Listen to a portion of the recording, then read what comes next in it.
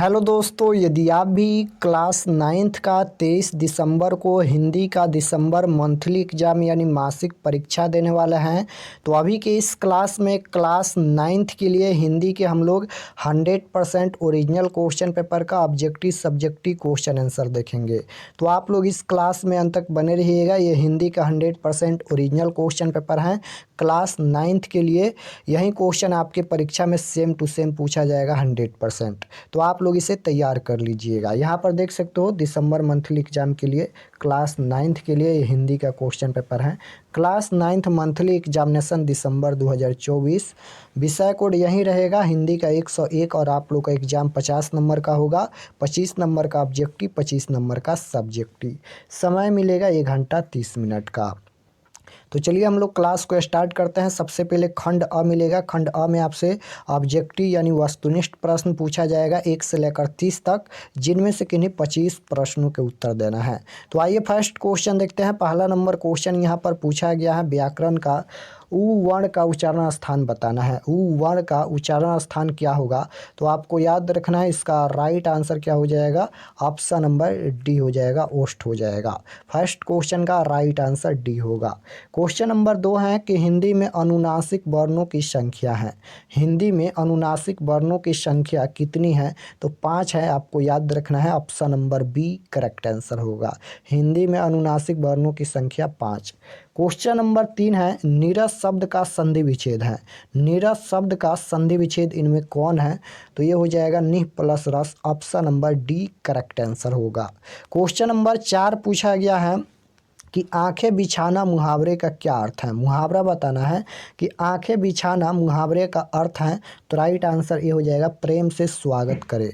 Question number 5 पूछा गया है यहाँ पर कि आँख का अंधा नाम नैन सुख लोकोकिंत का अर्थ क्या है? तो राइट आंसर 5 का सी हो जाएगा, गुण के विरुद्ध नाम होना।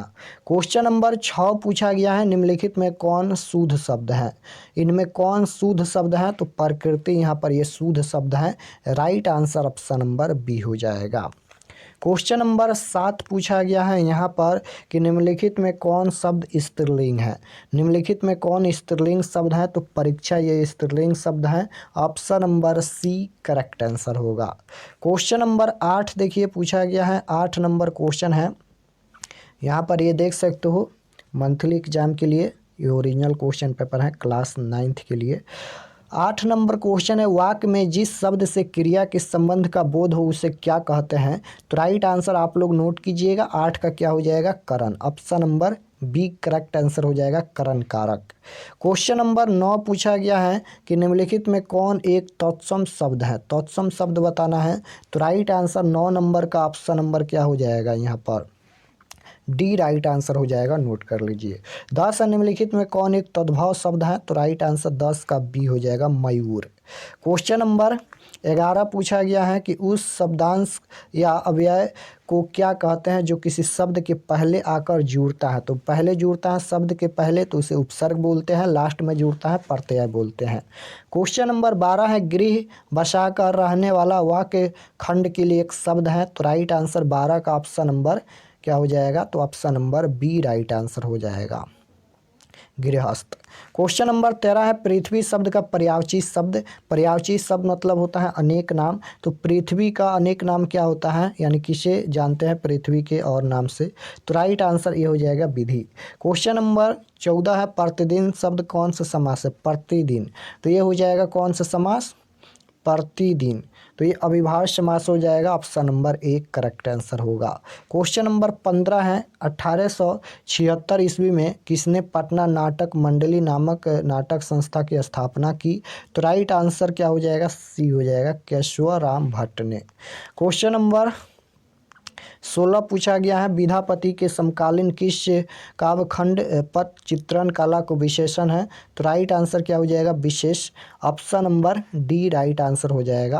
क्वेश्चन नंबर 17 है निम्नलिखित में बिरजू महाराज की कौन शिष्य एक अंतर्राष्ट्रीय ख्याति का नृत्य है? तो राइट आंसर 17 का ऑप्शन नंबर बी हो जाएगा, गंगा देवी। क्वेश्चन नंबर 18 है रेल की प्रगति किस तरह से किस तरह से हो रही हैं, इस सच को गहराई से जानने के लिए कहते हैं। तो राइट आंसर सी हो जाएगा, यहाँ पर 18 का सी हो जाएगा, रेलगाड़ी के डिब्बे। क्वेश्चन नंबर 19 देखिए, इसका राइट आंसर 18 का सी हो जाएगा, रेलगाड़ी के डिब्बे में।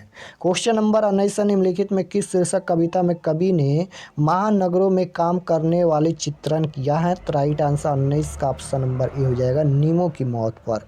क्वेश्चन नंबर 20 पूछा गया है, रुको बच्चों शीर्षक कविता के अनुसार तेज चाल से चलना किसके प्रतिक्षण है।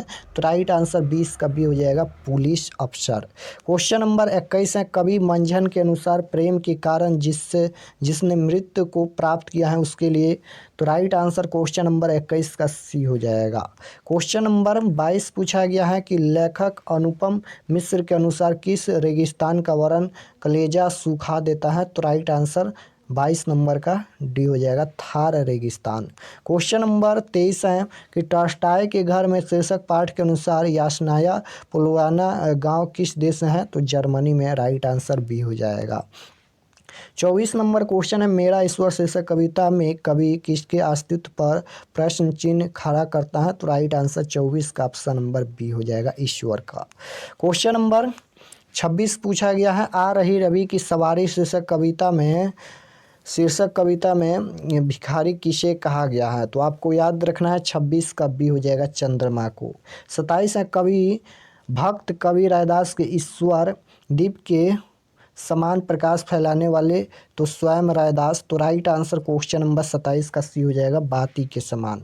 क्वेश्चन नंबर 28 देखिए, यहाँ पर है, बिरजू और चंपिया किस शीर्षक कहानी के पात्र हैं। तो राइट आंसर 28 नंबर का क्या हो जाएगा, तो लाल पान की बेगम। क्वेश्चन नंबर 29 है, लेखक शिवपूजन सहाय के बचपन का नाम क्या था। लेखक शिवपूजन सहाय का बचपन का नाम भोलानाथ था। क्वेश्चन नंबर 30 है कि भारतीय गणतंत्र के प्रथम राष्ट्रपति राजेंद्र प्रसाद का जन्म कब हुआ था। तो राइट आंसर 30 का डी हो जाएगा, 3 दिसंबर 1884। तो यहाँ पर हम लोग क्लास 9th के हिंदी के ओरिजिनल क्वेश्चन पेपर का 30 में 30 ऑब्जेक्टिव क्वेश्चन आंसर देखे हैं। यही क्वेश्चन आएगा, आप लोग तैयार कर लीजिए। और चैनल पर नए होंगे तो चैनल को ज़रूर सब्सक्राइब कर लीजिए।